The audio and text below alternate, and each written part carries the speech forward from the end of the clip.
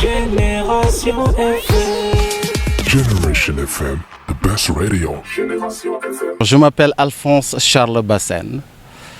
Je suis le président CEO, comme on le dit, c'est PDG de l'association de l'ONG Casamance Healthcare. Très bien, Casamance Healthcare System Inc., comme le nom l'indique, c'est une association, une ONG qui a été enregistrée officiellement dans l'État de Colorado aux États-Unis le 18 août 2020.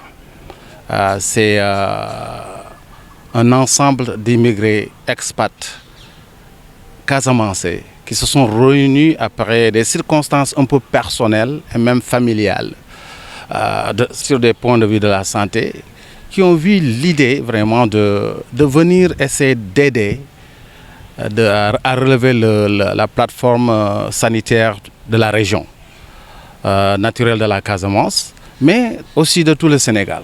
Voilà en quelque sorte parce que la santé a été une priorité lorsqu'on vient là en vacances. On a vu la vétusté des hôpitaux et le manque de matériel et d'équipements médicaux. Nous avons voulu agir. Et c'est dans ce sens-là que l'ONG a été créée pour un peu aider les hôpitaux un à un à relever leur plateau médical. Exactement, comparé à ce que nous avons, même au plan local, il y a toujours une structure qui peut vous venir en aide en cas de maladie ou de malaise. Alors ici, je pense que certains n'ont pas cette chance. C'est pour cela que je pense qu'il faut commencer à développer les postes de santé et de manière structurelle avant que ces malades, pour qu'ils puissent avoir une assistance, une prise de soins là où ils sont avant même de l'évacuation. Parce que quand vous êtes malade, il y a une contrainte de temps. Vous n'avez pas trop de temps. Donc, pour sauver des vies, il y a le temps que je... Donc, si on a une structure locale qui est déjà là pour la prise en charge déjà, on saurait beaucoup sauver des vies. Donc, aux États-Unis, c'est ça qu'ils ont compris. Ils ont compris que la santé, elle commence à se prendre à la localité. Personne n'a besoin d'aller dans les grandes structures ou dans les grandes villes pour se faire soigner. Effectivement, je pense que cette mission vient à son temps. Et je pense que la sélection qui a été faite de contourner toutes ces structures médicales, ces 10 structures médicales, avec des niveaux très très différents, je pense que ça a été une très bonne expérience pour nous. Parce que, comme je l'ai dit tout à l'heure, c'est très important de ne pas oublier ces structures locales, ces postes de santé où il y a un infirmier chef de poste qui n'a pas les matériaux ou les équipements nécessaires pour vraiment faire les plus petites prises en charge. Tandis que, par exemple, l'hôpital de Sédhiou, un hôpital de niveau 4, qui a tous les moyens, mais les malades n'ont peut-être pas les moyens aussi de venir à ces hôpitaux parce que peut-être la prise en charge est un peu plus chère. Nous avons des spécialités qui ne sont pas des plus communes. Donc je pense que essayer d'équiper ces structures au niveau local, au plan local, c'est là qu'il faut commencer. Ça va encore un peu soulager le nombre de patients qu'on a dans les grandes structures. Parce qu'il y a quand même le juste nécessaire dans ces centres de poste pour se faire prendre en charge. Donc je pense que c'est ça qu'il faut faire.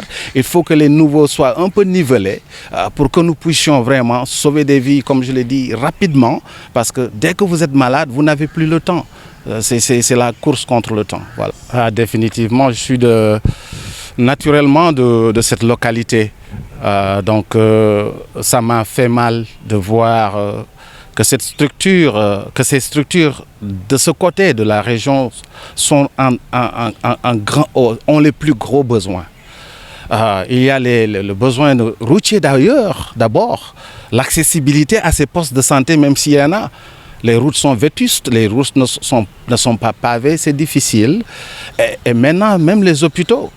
J'ai compris, c'est aussi des régions qui ont été touchées par les guerres que nous avions eues pendant longtemps. Et il faut, quand ces populations reviennent, qu'on essaie vraiment de savoir comment faire rapidement pour les mettre à l'aise.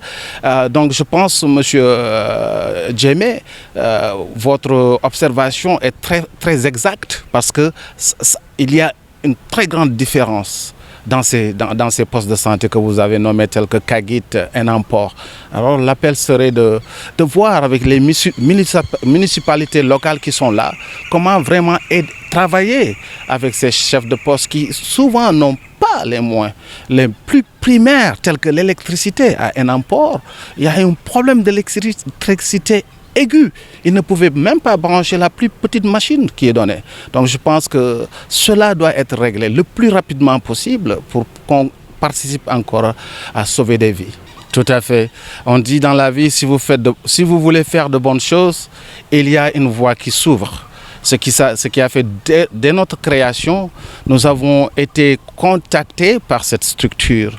Nous avons eu l'opportunité d'avoir des réunions visio avec les managers de cette compagnie. Donc aujourd'hui, lorsqu'on a eu cela, on a créé un partenariat de travail entre eux et nous. Donc, Projet Cure est un partenaire stratégique pour Casamance Healthcare. C'est une chance qui n'est pas donnée à beaucoup de pays. Nous, étant aux États-Unis, et que cette structure qui est basée là-bas, nous avons eu l'opportunité de visiter même les lieux de cette structure.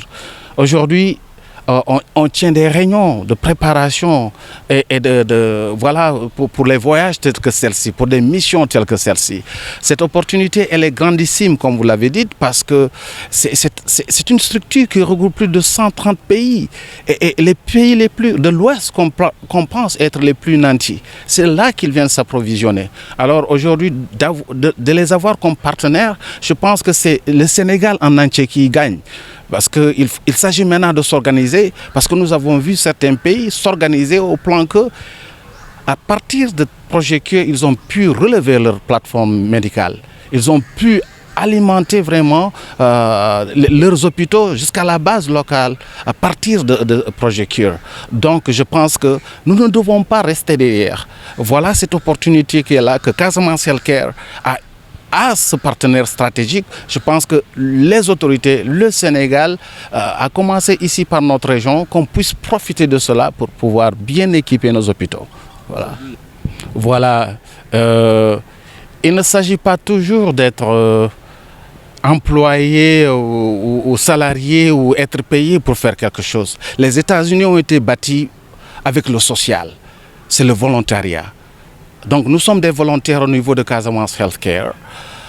Personne d'entre nous n'est payé par la structure. Mais notre fibre patriotique nous a suivis partout où on est. Exemple, moi qui vous parle, j'ai été le président de l'association des Casamancés aux États-Unis. Donc j'ai fait 2 mandats.